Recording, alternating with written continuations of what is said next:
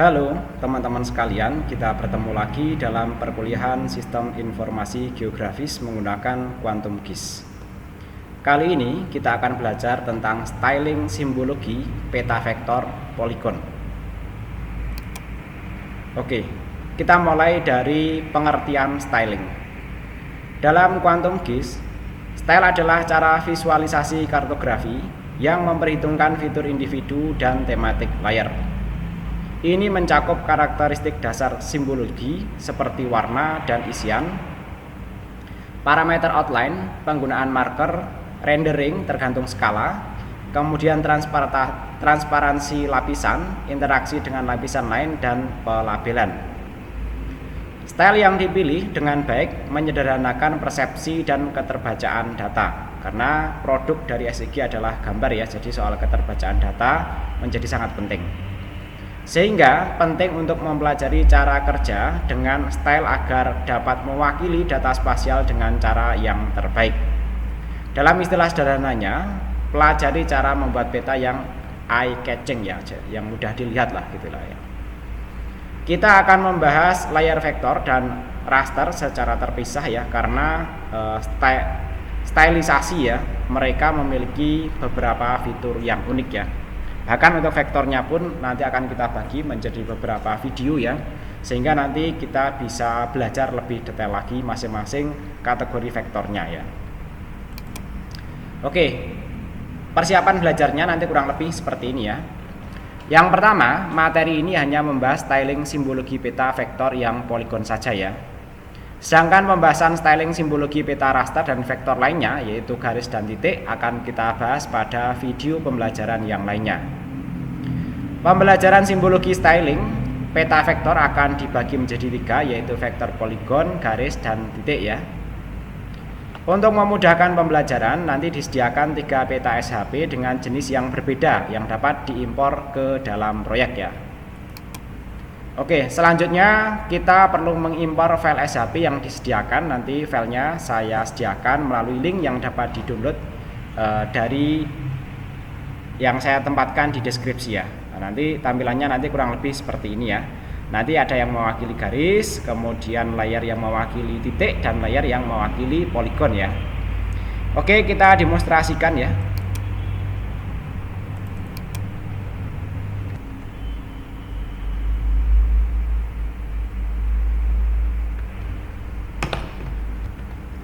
Oke, di sini misalnya kita membuat proyek baru ya. Kemudian bisa kita save ya. Misalnya di sini adalah proyek styling simbologi poligon ya.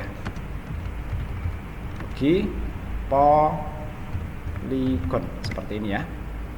Oke, kemudian kita buka ya beberapa file SHP ya. Nanti ini saya bagikan teman-teman, silahkan diakses melalui link yang ada di deskripsi ya. Oke, ini kita pilih ya, yaitu administrasi desa, kemudian jalan ya, dan satu lagi adalah tonggak KKM ya. Oke, kemudian kita open ya. Oke, sampai di sini ya, impor kita sudah berhasil ya. Kemudian kita bisa mengurutkan sesuai dengan tata letaknya ya. Nah, untuk poligon karena biasanya menutupi ya komponen-komponen layer lainnya ya, saya taruh di paling bawah ya. Kemudian jalan nomor 2 dari atas ya, dan yang paling atas dia adalah layer titik ya. Tapi kali ini kita baru akan melakukan styling pada bagian layer yang merupakan poligon ini ya. Oke, kita kembali ke sini agar materinya lebih terstruktur ya. Setelah kita impor ya, yang pertama kita pelajari single simbol ya. Opsi ini membolehkan kita untuk memilih sebuah style single yang akan diaplikasikan pada semua fitur di layer yang kita lakukan styling ya. Karena ini adalah dataset poligon ya, kita mempunyai 2 pilihan dasar ya. Kita dapat fill poligon atau kita dapat men-style hanya dengan outline-nya saja. Kita dapat memilih isi berpola dotted juga, kemudian bisa klik OK ya. Nah, nanti kurang lebih caranya seperti ini ya.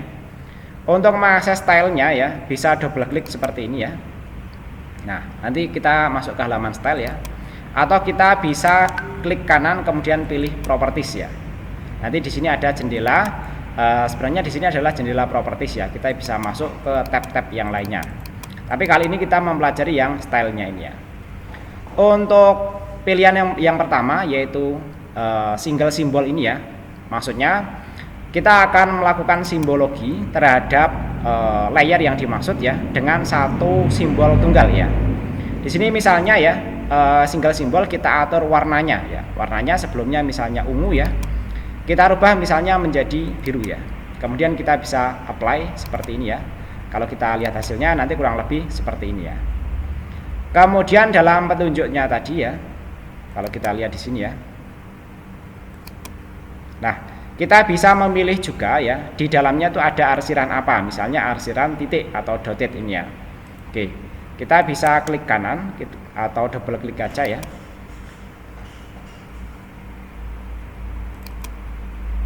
Nah, kemudian berikutnya bisa pilih dotted atau wine ini seperti ini ya. Kalau seperti ini kemudian kita oke, nanti hasilnya kurang lebih akan seperti ini ya. Nanti teman-teman silahkan mencoba fitur-fitur yang lainnya dari styling single ini ya. Nah, yang lainnya ini ya satuannya, kemudian transparansinya ya kalau mau dicoba juga silahkan ya. Oke, misalnya saya coba transparansi sampai 74%. Nah, ini tembus ya. Nanti kalau di bawahnya ada poligon yang lainnya nanti akan kelihatan ya. Oke, kurang lebih seperti itu untuk single simbol ya. Berikutnya adalah simbologi dikategorikan. Pilihan simbologi ini akan mengisi warna peta yang dikategorikan berdasarkan kolom atribut yang dipilih. Untuk memastikan pilihan atribut yang relevan, silahkan periksa dulu atribut peta yang bersangkutan sebelum dilakukan styling. Jumlah kategori sebaiknya jangan terlalu banyak ya. Jika terlalu banyak dan kapasitas komputer yang digunakan tidak memadai ya, kemungkinan QGIS-nya akan error ya.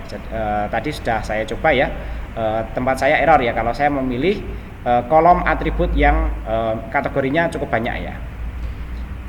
Teman-teman kalau mau melihat kategorinya ya, kalau kita bisa masuk di ini ya, buka tabel atribut ini ya. Jadi kalau teman-teman mau nyoba wilayah desa ya, nama objeknya ini berdasarkan desa. Kalau kita cek ini kan nama desanya banyak sekali. Kemungkinan kalau laptopnya tidak kuat ya, itu akan error ya. Namun demikian ya, kalau kita periksa di kolom yang lainnya, di sini sebenarnya juga ada nama kecamatan yaitu WADKC ya. Jadi kalau jumlah kecamatan kan biasanya lebih sedikit daripada nama desa. Sehingga kali ini kita akan mendemonstrasikan untuk yang WADKC ya. Nanti teman-teman kalau mau nyoba yang desa boleh ya, tapi nanti kalau error ya itu ditutup saja. Yang error karena QGIS-nya bukan komputernya ya. Nanti akan menutup sendiri. Oke, kali ini kita coba ya lakukan styling simbologi ya menggunakan dikategorikan ini ya. Pada kolom ini kita pilih yang WADKC. KC itu tadi data kecamatan ya, WADKC-nya. Kemudian setelah itu ya kita bisa klik ya di klasifikasi ini. Nah, berarti bukan WAD, tapi di sini WAD. Nah, WAD kita klik klasifikasi lagi, kita replace ya ini ya. Nah, nanti hasilnya kurang lebih seperti ini ya. Nah, ini jumlah kecamatan aja segini banyaknya. Apalagi kalau desa kemungkinan nanti akan error ya. Sampai di sini ya kita bisa apply atau klik OK ya. Nah, di sini hasilnya dia akan diklasifikasi berdasarkan kecamatannya. Walaupun di sini sebenarnya ada data untuk tiap desanya ya. Nah, tadi tahapannya ditampilkan seperti ini ya. Kita klik ke sini, styling ya, kemudian kita pilih ya WAD.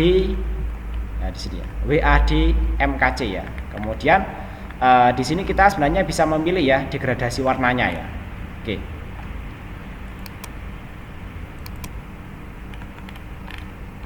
Nah, kita bisa custom lagi ya. Ini misalnya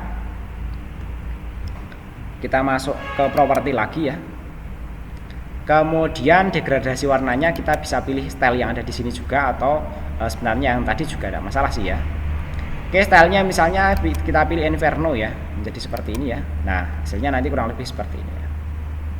Ini gradasinya menjadi dari yang itu ya, Inferno lah ya. Warna apa ini Inferno ini ya, dari biru ke merahan lah ya.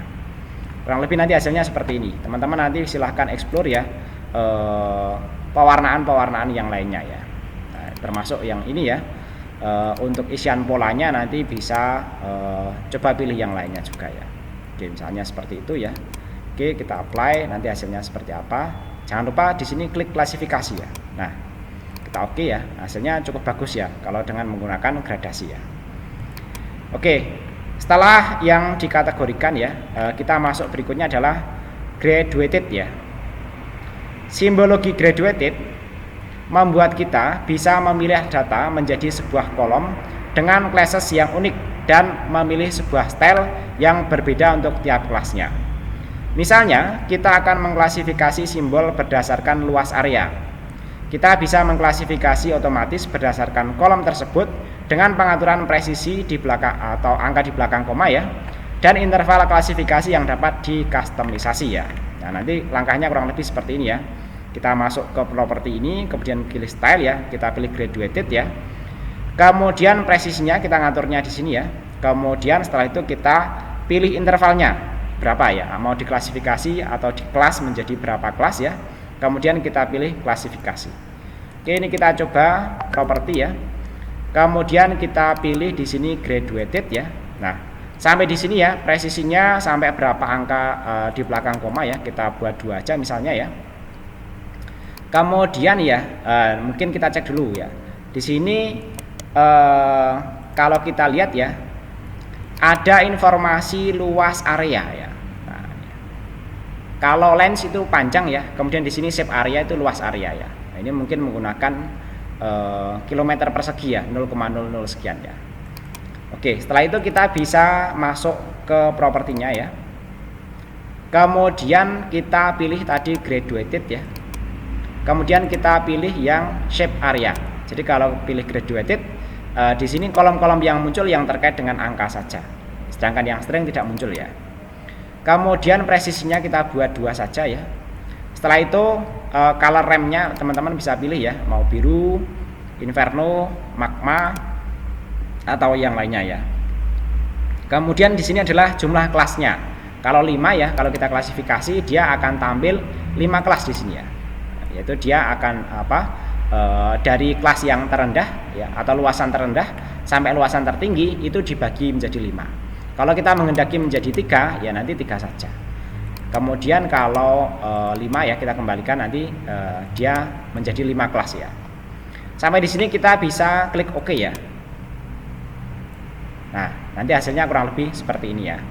Dia diklasifikasi menjadi 5 kelas ya, yang berdasarkan tadi luas wilayah ya.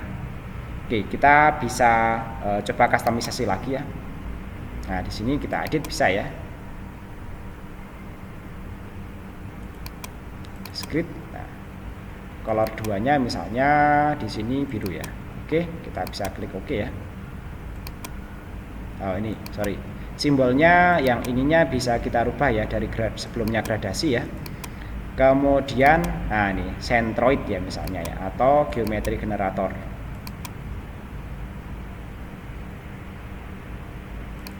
Nah, seperti ini juga bisa ya. Oke, kita coba yang itu ya. Teman-teman nanti silahkan nyoba yang lainnya juga. Nah, ini kayak gini bagus juga ya. Oke, kita coba yang lainnya ya. Ini centroid coba ya. Oke ya. Kita apply. Oh, seperti itu centroid ya.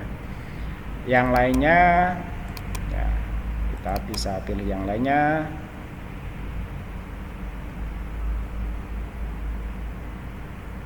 Raster image, kemudian geometri mengisi centroid.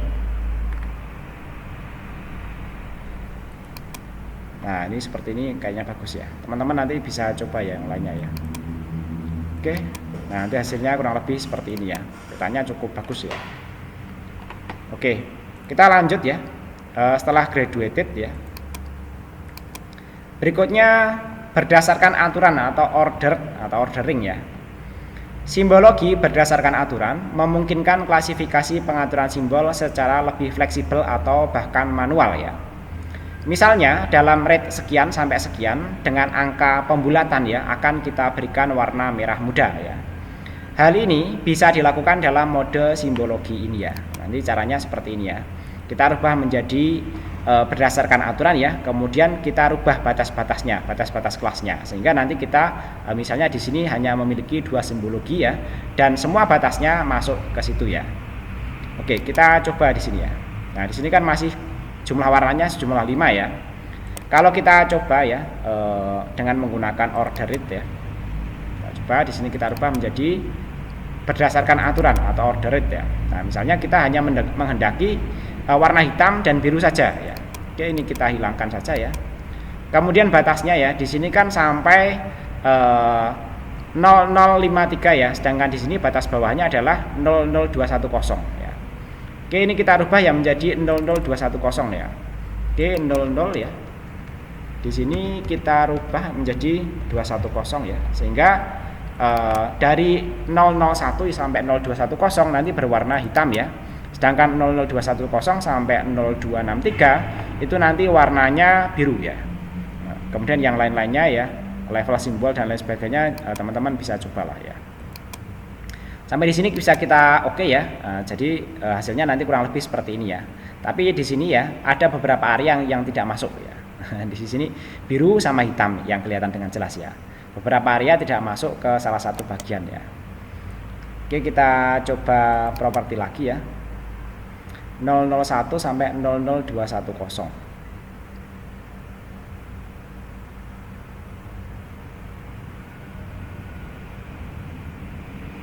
Nah, ini ya.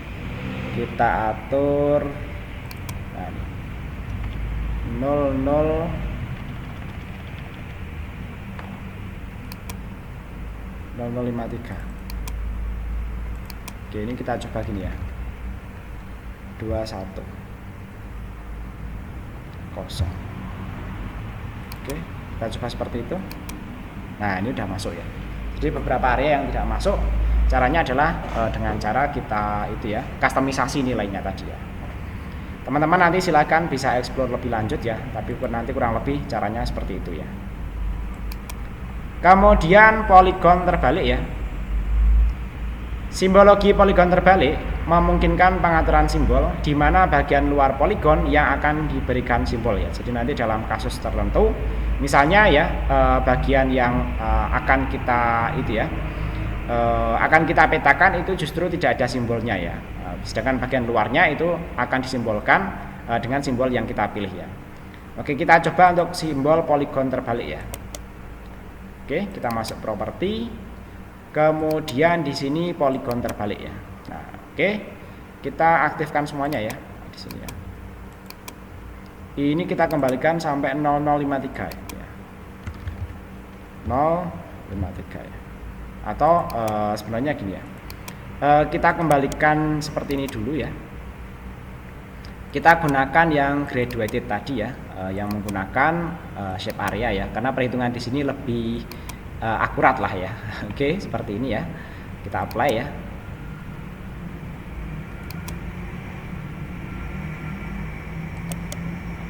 Properti, kita masuk graduated ya. Kemudian source-nya seperti ini ya. Apply. Oke. Nah, ini ada beberapa yang memang benar ya, karena yang lainnya ini merupakan jalan ya. Kemudian berikutnya ya, kita rubah ya simbologinya di sini menjadi poligon terbalik. Oke, seperti ini kita coba apply. Nah, ini ya, yang disimbolisasi justru yang luarnya, yang dalamnya dia tetap dalam posisi semula ya. Nah, di sini dikatakan netral lah istilahnya. Nah, nanti hasilnya kurang lebih seperti ini ya. Nah, nanti teman-teman silahkan dieksplorasi lebih lanjut. Nah, berikutnya adalah simbologi bukan 3D tapi 2,5D ya. Jadi kalau kita lihat di sini ya, pilihannya di sini adalah 2,5D ya.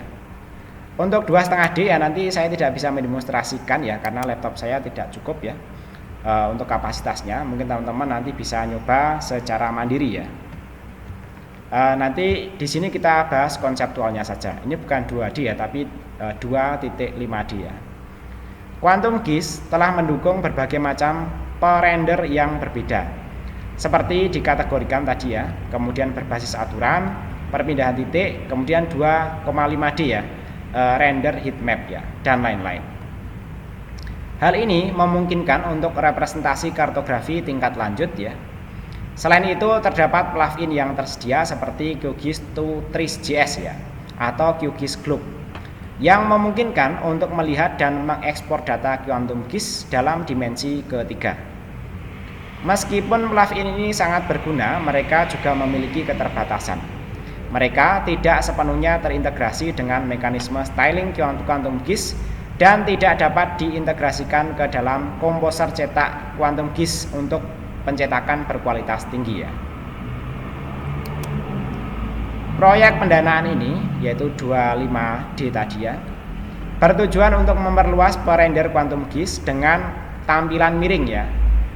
Dimensi ketiga dari poligon dikontrol oleh atribut atau ekspresi dan sudut global. Representasi tersebut dapat dikombinasikan dengan pilihan gaya Quantum GIS lainnya seperti level simbol, efek layer, kategori, dan aturan. Aplikasi merender bangunan sesuai dengan ketinggian yang sebenarnya mirip dengan render Google Maps 2,5D ya. Atau peta tematik di mana poligon diekstrusi sesuai dengan atribut yang akan direpresentasikan. Kali ini tidak ada demonstrasi ya, karena kapasitas laptopnya tidak memadai. Teman-teman yang kapasitasnya lebih besar dari milik saya mungkin nanti bisa mencoba ya. Mungkin saya perlihatkan ya untuk kapasitas dari laptop saya ya. Oke, di sini saya properties ya. Nah, di sini bisa dilihat informasinya ya. Oke, kurang lebih seperti itu untuk materi kita kali ini ya. Terima kasih yang sudah menyimak, semoga paham dan bermanfaat. Jika ada pertanyaan, diskusi atau koreksi, silakan disampaikan melalui kolom komentar. Materi PDF dan lainnya, file-file yang diperlukan nanti saya bagikan ya, dan dapat di-download melalui link yang ada di deskripsi ya. Untuk kontak yang bisa dihubungi, priyadi@ltr@gmail.com atau priyadi@stekom.ac.id. Demikian, terima kasih.